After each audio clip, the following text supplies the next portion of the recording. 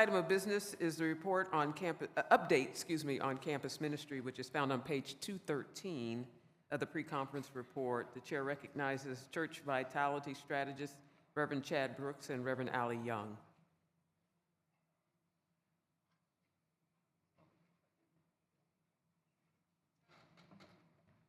I know you guys are getting sick of my face and my voice. Although I've been told that I have a face for radio, so thank you for laughing at my joke. Thank you. All right. Okay. I want to begin by saying thank you to Reverend Katie Black, who for the past 2 years has served as the chair of the Board of Higher Education and Campus Ministry. Unfortunately, Reverend Katie Black is a little under the weather today, and so Chad and I are going to give a brief update on campus ministry and higher education. As stated by our SIT team, Strategic Implementation Team, we are increasingly aware that a focus on campus ministries is vital for our conference. Right now, we have 4 functioning campus ministries. And as we begin to transitioning to having an Office of Congregational Vitality and Emerging Ministries, it is our hope that we will begin to work collaboratively with the Office of Equipping Ministries and Leadership Development, as well as the Office of Cultural Development and Black Church Ministries, to address the priority of developing new and more diverse young leaders. We are prioritizing the development of equipping our present directors, and we are also committed to exploring new campus ministry opportunities. We know, and Chad and I know this personally, as we have both been deeply shaped and formed by campus ministries. For many in these rooms, we received those callings to licensed, ordained, or lay ministry in those campus ministries. We developed bonds that have lasted a lifetime, and we are called to support our young adults deeply and intentionally during this formative time in our lives. We know that there are questions about what this will look like and how this will be funded. For now, funding will remain the same, and it is our hope to come back in 2027 with a new funding strategy for how we better steward the gifts that you faithfully have given to further this priority.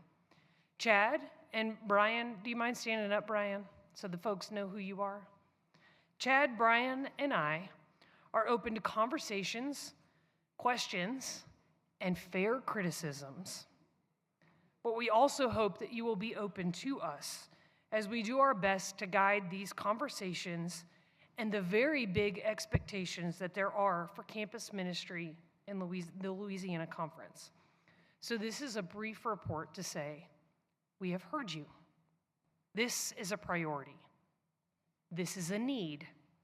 And we look forward to working together to support our young adults and directors in campus ministry. If you are looking for a way to support, I'd love to invite you to reach out one of our directors. Can I have our campus ministry director stand for just a second? I know I've seen Jess and Mary Rachel. All right. Thank you.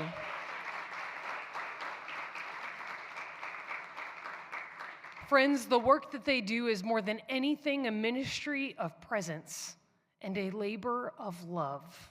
You keep standing so people know who you are. I want you to reach out to them because what they need is your financial support. They need your presence. They need your prayers. They need your church to provide meals to their very hungry students. It's not a joke, it's a reality. They need you to show up, to offer your support in any way possible, to provide a connection and a resource for their students. Teach a small group. Show up and be present at worship, even if it's after your bedtime. Their students need those connections because someday they're going to be in your churches. Someday they're going to need to know that they have places to go when they leave those campus ministries and those safe spaces where they've explored. They need to know that when they go to your churches, you will see them as capable leaders, as involved laity, or maybe even as your next pastor. They need you Just as I needed them when I left, and just as Chad needed them when he left, and just as Mary Rachel needed them when she left, and as Jess needed them when she stepped into that role. They need you, and they need us to step up. Friends, the students need connection and support, and our directors need connection and support. Campus ministry is hard. It is more challenging than it has ever been to be a campus minister. COVID did not help us, but it is also not the last word, because these ministries are vital. They are important, and they are how we continue to equip future generations, and how future generations have the opportunity to stand bravely and faithfully and say, "Here I am, Lord, use me." So really and truly, find Jess, find Mary Rachel, ask, what's a meaningful way for my church to contribute? Because I promise you, they are not going to say no. They are going to welcome you with open arms and give you something tangible that you can do today or tomorrow or in 2 months or in 6 months or in a year. We look forward to developing a strategic plan with the board over the next year, and we ask that you be in prayer for them. Jess and Mary Rachel are also both part of that board and would love to hear your ideas, fair criticisms, and encouragement. Thank you, guys. You can sit down now. I appreciate you standing for so long. This is a ministry that is near and dear to our hearts. It is a ministry that has been a flagstone of our annual conference for hundreds of years. Bishop, this concludes our report, and I'm going to leave questions to Chad. Thank you so much for your report. I see a member at microphone number 4. Please identify yourself. Yes, I am Deborah Keller, African-American female. And I just had one question, please. Yes, go ahead.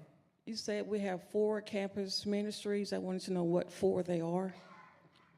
So we have the NOLA Wesley Foundation that serves campuses of Loyola and Tulane.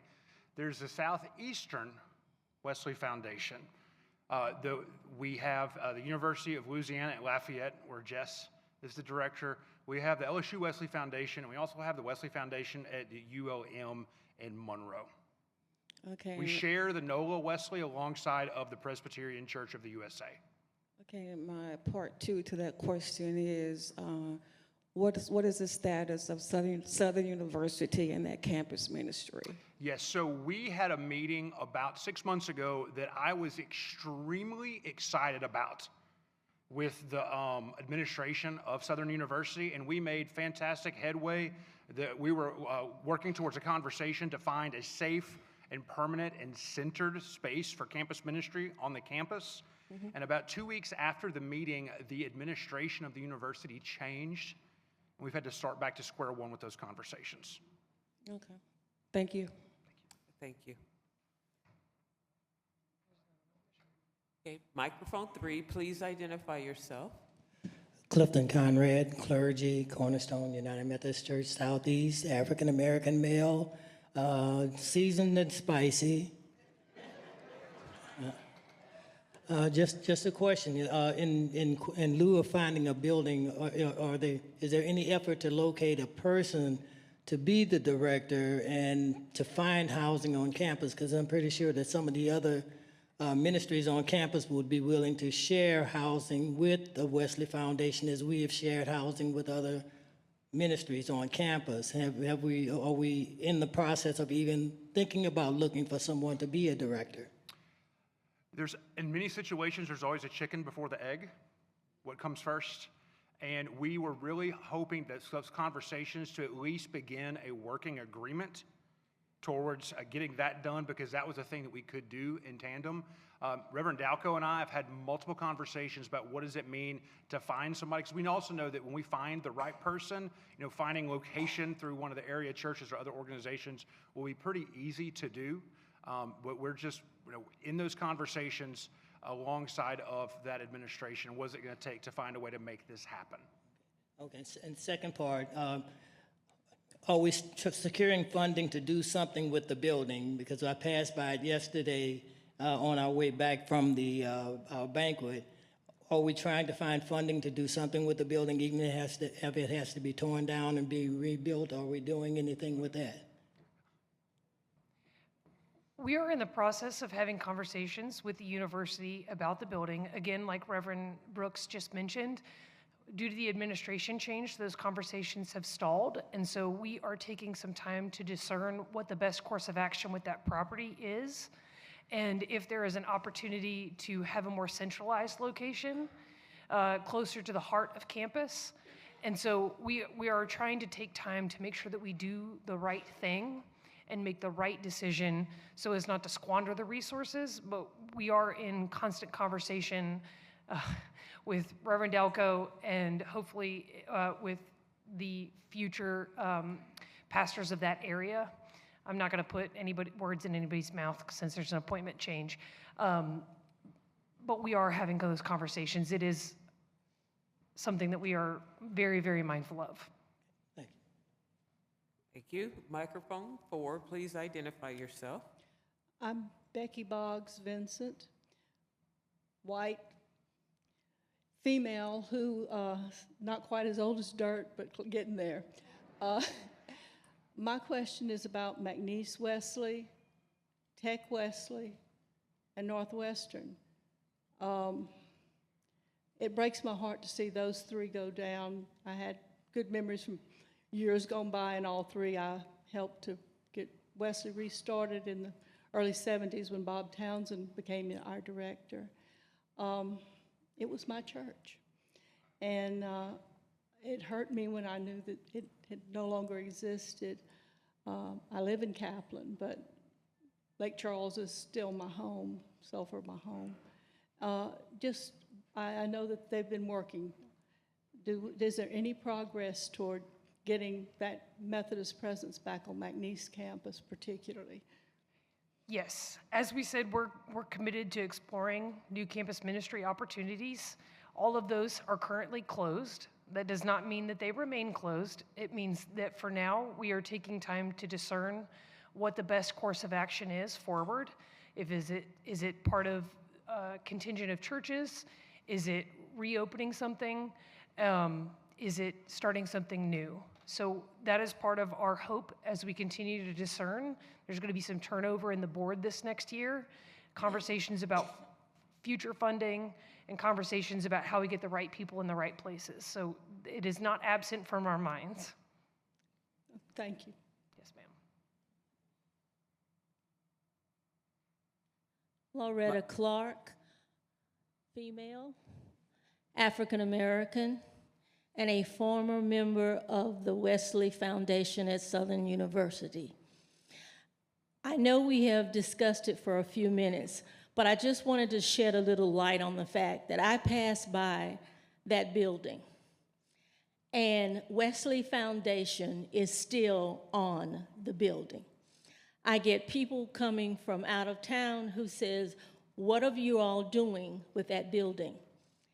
And I am just disturbed about the fact that I've been with the conference all of my life. I've been an active member of the laity, and we have had a discussion every single conference for the last 15, 16, 17 years. So we're not talking about something that has only been there for a few years. It brings tears to my eyes when I hear every conference that we're going to do something. We're working on it. We have a committee that's going to do something. I have asked, I'll volunteer. I'm retired. There are other people who would volunteer. What can we as lay people do to make this change? We've had too many years of looking at an abandoned building that still has Wesley Foundation and a United Methodist symbol on it, and people are passing by and no one is doing anything. I know we have a new administration, I know we have new leadership, but give us some hope. Words are wonderful, but if action is not taken, nothing is done. My heart goes out to those who have tried, but the time now is to have joy at the Wesley Foundation. Southern University deserves to have that joy back. And it was a joyous place where many people worshiped, children were serviced. But it hurts my heart again that we talk and talk and talk. Please, I beg you, do something. Action is what we need, and prayers. Thank you. Thank you. Okay. Do you want me to